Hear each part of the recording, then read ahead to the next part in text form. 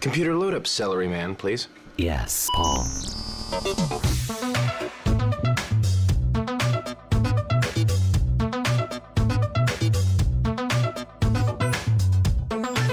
As I always like to say, 2 Paul Rudds are better than 1, and with Netflix's latest Living With Yourself, which I thought could be about me, because I'm so alone, they truly deliver. In this video, we'll be taking a deep dive into the ending and unlocking the key to happiness. Okay, maybe not that last part, but we'll cover some equally cool things like a lactating Paul Rudd. So get ready to escape from your cellophane graves, because here we go. The final episode begins with Miles having been captured by the FDA, who were able to trace his call from episode 2 when he informed them of human cloning violations committed by the Top Happy Spa. And although the series might seem to be about a man struggling to balance life with a new and improved clone, at its core it's a story of a man struggling with what it means to be truly happy. In episode 1 we meet our completely miserable protagonist, Miles Elliott. Everything just seems to go wrong for him. He's not respected at work, kills a fly and says, "You're welcome," because the world sucks, it's better to be dead than alive, bonks his head, smashes a light bulb with his fist,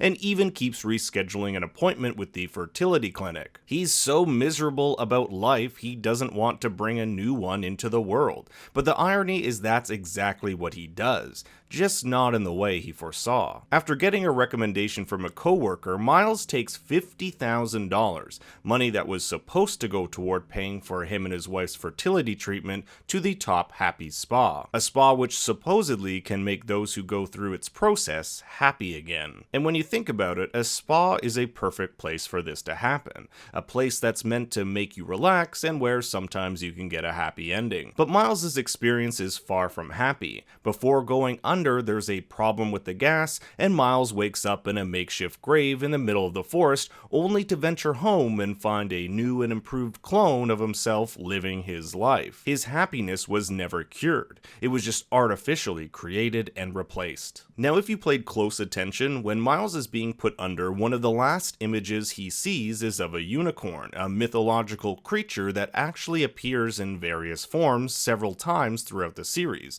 like here in episode 4. The unicorn is a symbol of Miles's happiness, something he wants to achieve but is unattainable, or at least it's unattainable until he's earned it. When Miles goes and visits his half-sister and laments about his plight, she says what is arguably the most important line in the entire series. I don't get it. Why can't I be happy for once? Because you didn't earn it. Like most of us in society, we want the easy solution to our problems, the quick fix. And that's what Miles does, pays the $50,000 to get instant happiness. But the process goes wrong and we find out it never cured the real Miles. If he is to truly find happiness now, he must earn it. And it's only until he goes through the journey of self-discovery that he finally obtains it. In episode 5, we get a glimpse of Miles's life 5 years before the events of episode 1. He's a completely different person. He is the epitome of a great husband, caring, taking his wife to their future home, and is excited about life. The baby will come. In the meantime, let's make this a home.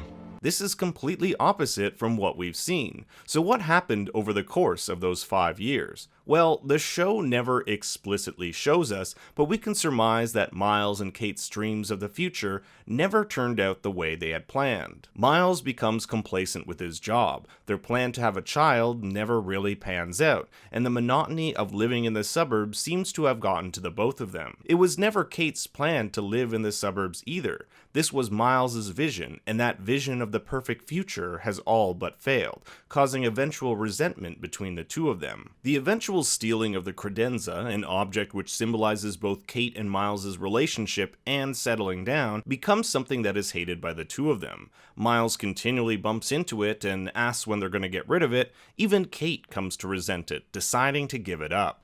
Hey, I think I'm going to get rid of that credenza. It isn't until the last episode that the two Miles take an axe to it, destroying this idea of what a relationship is supposed to be, that something new can form in its place, the eventual joining of the three in raising a new family. When Miles escapes the FDA at the beginning of the last episode, he rushes to his wife to tell her how wrong he was the whole time. I love this shot of the column separating the two of them. Throughout the season, Kate has expressed how much she hates it, and in this shot, it acts as a barrier between the two, just like there was a barrier within their relationship. But Miles' journey has shown him what was wrong this whole time. I want to apologize for everything. I've been so selfish, just so focused on me that I forgot about you, us, what's important, our family, our future family. Miles needed to realize this about himself before he could find his own happiness again. As his sister said earlier, he needed to earn it. But this comes crashing down when he finds out that the new Miles slept with his wife. And Miles' journey can't be complete without resolving things with his other half. He goes in with the intention of killing his clone, but can't go through with it. Perhaps the most heartbreaking is this line from Miles' clone. You got to wake up next to her every day for 10 years. All I've got are memories. And those aren't even real. I just wanted your life. I loved your life. Which is ironic because the old Miles didn't love his life, something the Miles clone loves so much he was willing to kill himself for it. It's only through seeing the love clone Miles had for his wife that it holds a mirror to his own selfish ways. And speaking of his wife, Kate arrives to find the two men having made up and tells them of her pregnancy. The thing is, because they share the same DNA, it's impossible to tell which one of them is the father. We never really find out how this dynamic will work from here on out, but it's heavily implied that the three of them will raise the child together, with old Miles saying, "We're gonna have a baby," while looking at both his wife and the clone. And this fits in with what Harold says in episode 4, that marriage is a union of two souls separated at birth. But since Miles was split in two, it will take the both of them working together to complete this union. In a society where more and more people suffer from depression, and one in which we're more connected than ever but simultaneously alone, living with yourself raises important questions on what it means to be happy. So before you invest $50K at the spa, take a good look at yourself. What can you do to bring happiness to those around you? And maybe, just maybe, you might find some yourself. Thanks for watching this video. Please make sure to give it a like and subscribe with the bell on. I come out with new videos every week, so you'll want to stay tuned. You can also follow me on Twitter at ThinkStoryYT, and until next time, remember, Daddy loves you very much.